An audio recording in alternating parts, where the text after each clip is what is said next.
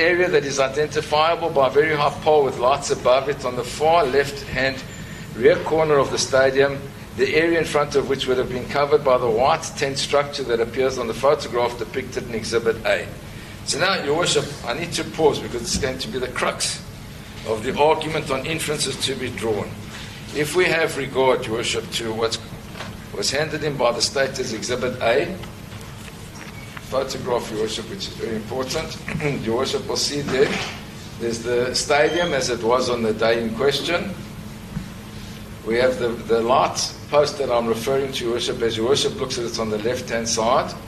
And we have a white tent in front of that with structures alongside it. And then we say that was Exhibit A given in by the state. And we say to Your Worship, have a look at the photo 8 on Exhibit A3.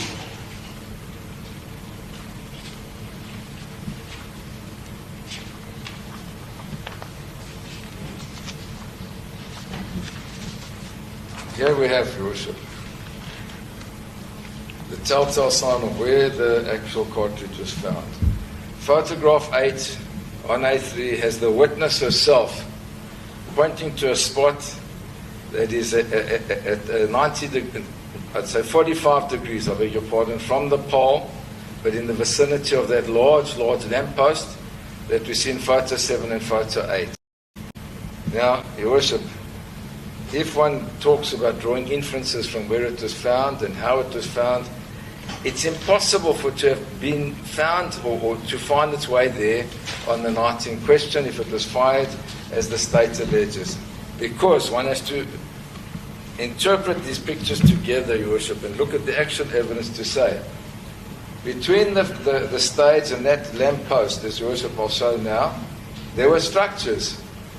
For Cartridge to get there was absolutely impossible, taking into account the ejectile range, its common cause of the firearm that the state alleges was utilized that night.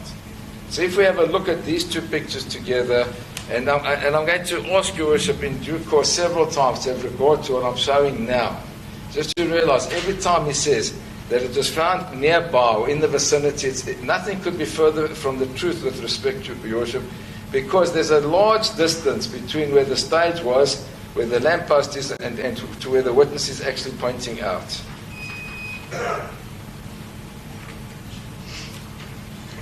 We then, Your Worship, and I can summarize it very quickly, go through the rest of the evidence. There's a Nomfunda Luana, the supervisor. We've got very little just debate about that. We have the next one is Captain Swart. You also remember visited and sealed. Then we have, we would call it Jonathan Kumala, he calls it Johnson Kumala. We have Lieutenant Colonel David Johannes Janssen, and he explains that they were there. And he also explained, this Colonel Janssen, that Larry Mavundla, and it's in both of our heads of argument, it's my paragraph 4.7, his paragraph 7.6, that Larry Mavundla was present and provided 2 further firearms for inspection, a 9mm P Glock pistol and a .223 Norinco rifle. The explanation that was given at the time, which was never disputed, was that although the firearms were not in East London on 28th of July 2018, the responsible person volunteered these firearms, as well as all other firearms in his possession for ballistic testing. His statement annexes were handed in as Exhibit C. That's Lieutenant Colonel Janssen, and he gives that explanation. So we know that they knew the explanation, and we know that he'd encountered this Larry Mavundla, who develops into accused 0. So now you've got Larry Mavundla, Your Worship, who features prominently from the outset of the investigations. And my question is a rhetorical one, because it remains unanswered, Your Worship, is what do we make of the state's failure to either charge or call this Larry Mavundla to testify? Would the court be entitled to draw negative inference? My submission, yes, definitely. Can the court infer any facts or attribute any facts to Larry Mavundla, having not called him, having had him being referred to as accused 0? My answer, Your Worship, is that is a fundamental flaw with respect in the state's case.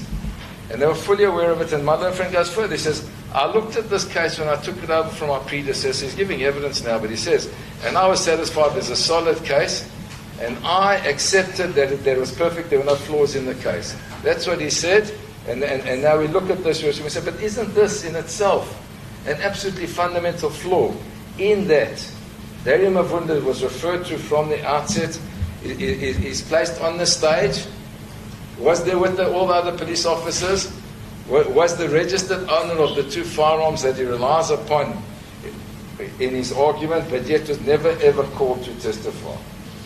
We then both have Warrant Officer Becker,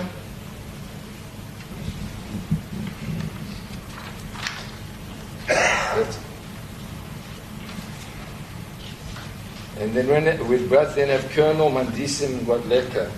Now, it's important, Your Worship, that I stop on Colonel Mgwadleka, because my learned friend, in his heads of argument, explains the rifles, and he says that the Colonel concluded that the breech face extractor and ejector do not correspond with the rest of the serial numbers on the firearm, and concluded it was changed to affect the outcome of the ballistic tests.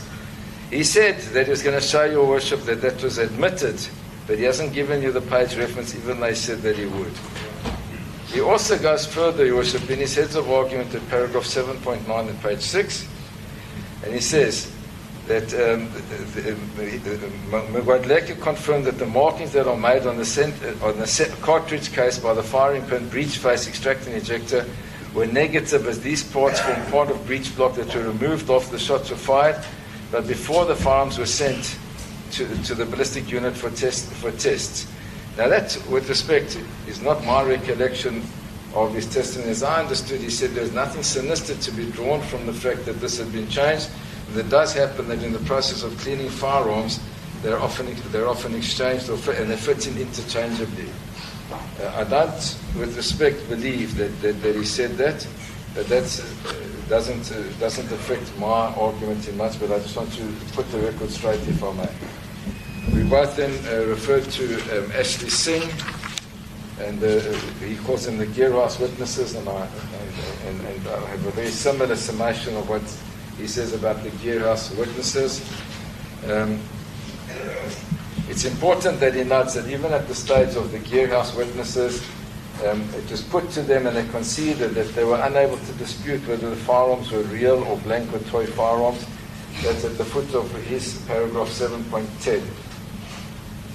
And we then deal with Samuel Ntandazo Kwata, also from Gearhouse, and Captain Nzuku. Then there's Dwayne Francis, the digital investigation.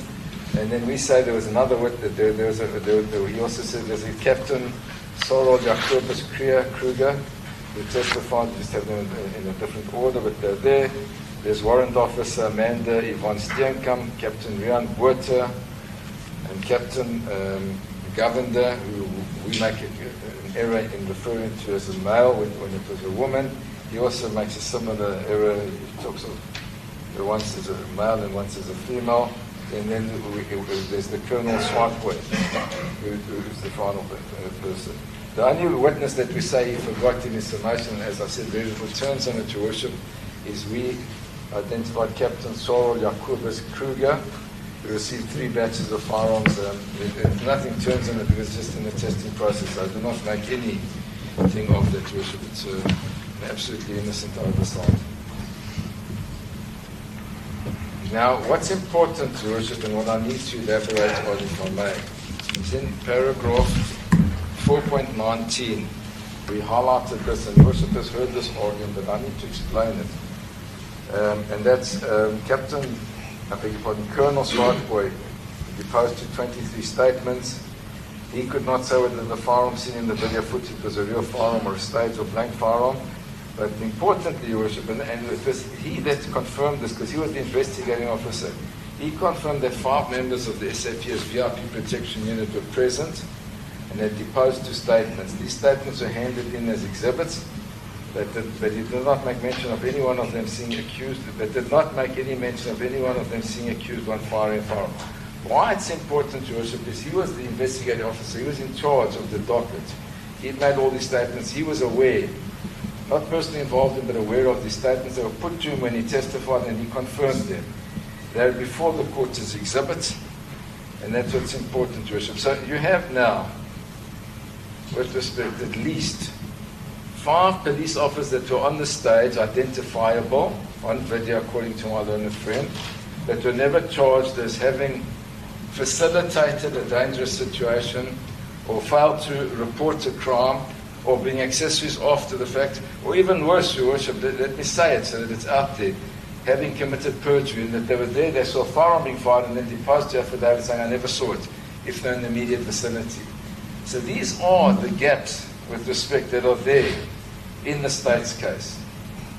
And whilst my learned friend brushes over it, another pertinent gap with respect, Your Worship, is, and it's our paragraph 5. Notably, the state was permitted to play video footage that had been spread on social media and gone viral. We refer to it as the viral footage, as well as the video footage that had been recorded by the above detailed employees of Gearhouse. We refer to that as the Gearhouse footage. The viral footage depicted the shooting, but the Gearhouse footage did not. These were accepted as exhibits by this Honourable Court. It subsequently became apparent from cross-examination that the authenticity of the viral footage had not been established, so we say that that was never established, and the laptop on which the original Gearhouse footage had been captured had been stolen. So now we have a situation, Your Worship, and it's something that the court will be required to rule on, where we have 2 sets of video footage. The one, we have no author of or no origin of. That's the viral one. Nobody's come and said, that was my cell phone that sent that video footage. I took it. This is where I was. This is what I saw. The authenticity was placed in dispute. It's never been proven. The other, Your Worship, who is well aware, was on a laptop that had been stolen.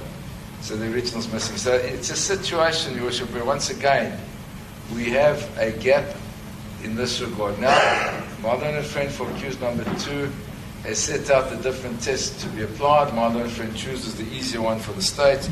That is, if it's relevant, it's admissible.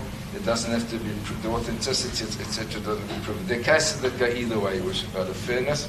Your Worship made a ruling at the time that it could be played, but we, at the end of the case now, Your Worship, and we haven't been able to establish the authenticity or reliability of those 2 videos with respect.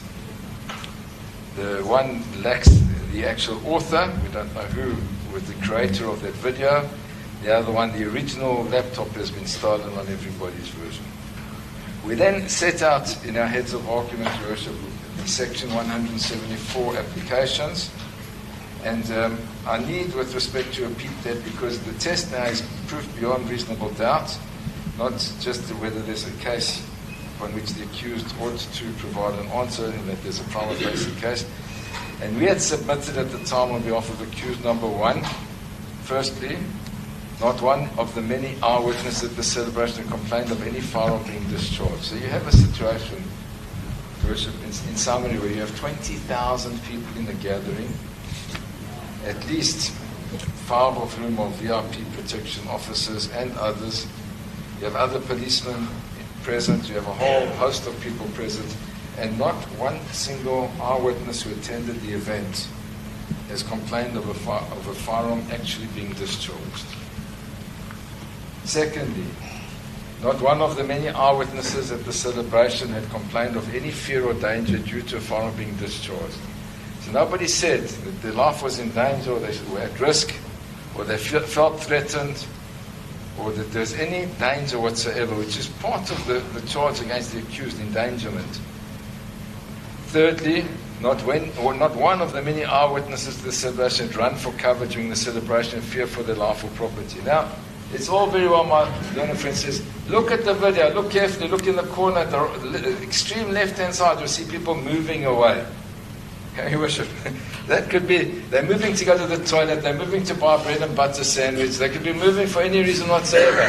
But you cannot draw the inference with respect that they're running out of fear, having not called one of them to testify. And then we say in paragraph 7.4, in fact, and most startlingly, not one attendee from the many people who had attended the celebration was called to testify as an eyewitness. Fifthly, additionally, there had been 5 SAPS VIP Protection Services members on the stage at the celebration in the stadium, and not one of them had seen or complained of any firearm being discharged.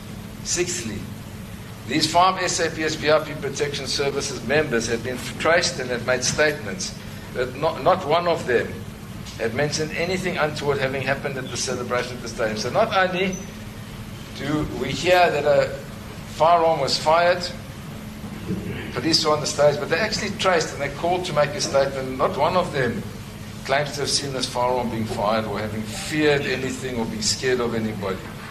Seventhly, the place where the spent cartridge had been found would have been beneath structures that had been there at the time of the celebration, which made it impossible for it to have been fired from a firearm during the celebration, as the structures had been penetrated and damaged, but they had not. That's the photographs that I showed you, Worship. Eighthly, it was not possible to say when the spent cartridge had been placed there. Ninthly, it was not possible for the spent cartridge to have been ejected from the firearm on the stage at the celebration and land where it was found. And finally, Worship, there were no touch, DNA traces or fingerprints to link accused one to the suspected firearm or the spent cartridge. Then say it was further submitted on behalf of accused one that the clearest indication of the deficiencies in the state's case were evident from the testimony of the investigating officer, Colonel Swartboy, who had fully investigated every aspect of this matter, been in charge of the investigation, deposed to 23 statements and testified in chief inter alia that, firstly, he had been assigned to investigate the alleged shooting at the celebration. Second, he had requested permission to interview employees and staff on duty at the time of the celebration. Thirdly, the purpose of the interviews was to establish whether they knew about the incident and to gather information about the incident. Fourthly, the scene had been reconstructed by Sergeant, subsequently Warrant Officer Becker, to ascertain where the spent cartridge had been picked up. Fifthly, he had received a copy of the viral footage that depicted accused one firing shots with, as he described, what appeared to be a firearm. Sixthly, a CD was made of the viral video footage and it was sealed in a forensic bag. Seventhly, accused one and two have been identified as having been on the stage at the celebration. Eighth, a search warrant was applied for and obtained to ascertain whether accused two had rifles in his possession that could fire that cartridge casing. Ninthly, accused two cooperated fully and assisted throughout the process. Tenthly, rifles were received in 3 batches and tested. 11thly, he was not a ballistic expert but could clearly see muzzle flash when accused one fired, as viewed on the viral video footage. 12th, one can see where the shots are being fired on the side of the stage and during the reconstruction at more or less the same area where the cartridge was found, as pointed out by the witness. And finally, the recovery of the further footage was just a confirmation of the incident together with the viral footage that was circulated. Under cross-examination, Colonel Swartboy made the following concessions. Firstly, he had not, of his own accord, mentioned the 5 VIP Protection Services members of the SAPS that had been on the stage at the celebration. Secondly, he had seen the statements of these officers and they had stated therein they had not seen any shots being fired by accused one. Thirdly, had they seen a crime being committed in their presence, they were obliged to have reported this but had not done so. Fourthly, there was no connection by means of DNA or fingerprints between accused one and the suspected firearm. Fifthly, there was no connection by means of DNA or fingerprints between accused one and the spent cartridge. Sixthly, he had not searched the accused one's home or workplace for any such firearm. 7, no powder residue tests were conducted on the suspected firearm. 8, no eyewitnesses complained about any conduct at the celebration. 9th, no eyewitnesses had been called to testify. 10th, he had not traced the photographer of the viral video footage. 11th, the chain of custody of the viral footage only began when the CD was created. 12th, he was unaware of the viral footage having been downloaded onto an external hard drive. 13th, the viral footage had never been authenticated and manipulation of it could not be excluded. 14th, the item that he had referred to as being what appeared to be a firearm could not be identified through enhancement and still photos. 15th, there had not been a reconstruction of the scene but merely a pointing out. 16th, he could not explain how the spent cartridge could have ended up where it was found. H gun or blank gun had been used. And finally, he could not deny that a stage gun or blank gun emits muzzle flash. Now, I pause to add here, Your Worship, that it was clear that it was put to all of the witnesses that the accused defense was that this was a staged gun or a blank gun. Not one of them requested sight of it. Not the experts at my learned friend says we're entitled to see it. Not one said, well, let me see, let me test, and let me see what the case is. But it had been put from the outset, and there were security concerns, and Your Worship is well aware of it, to bring what eventually came to court when he testified through to the court. Paragraph 10.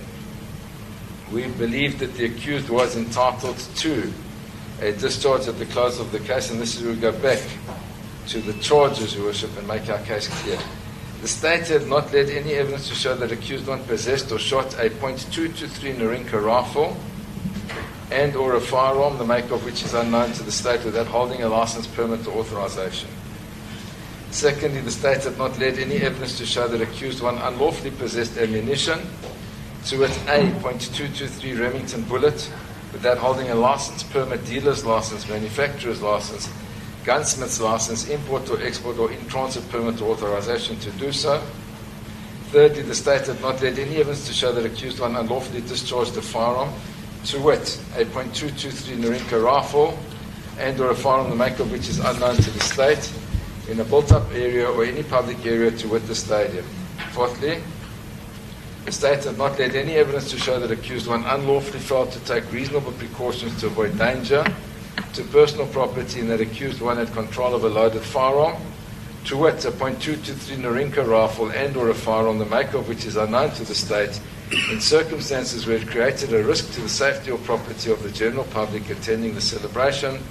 And finally, the state had not led any evidence to show that accused one recklessly endangered a person or property, and that accused one unlawfully discharged or handled a firearm, to wit, a .223 Narinka rifle and or a firearm the make of which is unknown to the state, in a manner likely to injure or endanger the safety or property of the general public attending the celebration, residents of Ndantani and the employees of Gear House, with reckless disregard for the safety or property of the general public attending the celebration, the residents of Ndantani and Gear House employees.